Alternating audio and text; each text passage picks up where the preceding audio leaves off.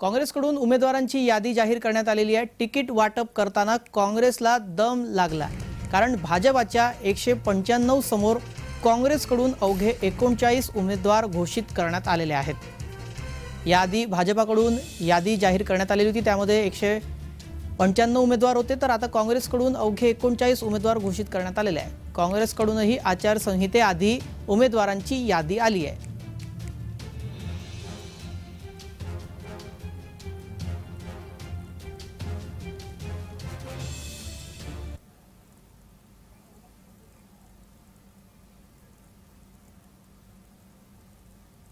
Then Kerala, Kasaragod, Rajmohan Unnithan, Kannur, K. Sudhakaran, Vadagara, Shafi Parambil, Wayanad, former Congress President Sri Rahul Gandhi, Kozhikode, Sri M. K. Raghavan,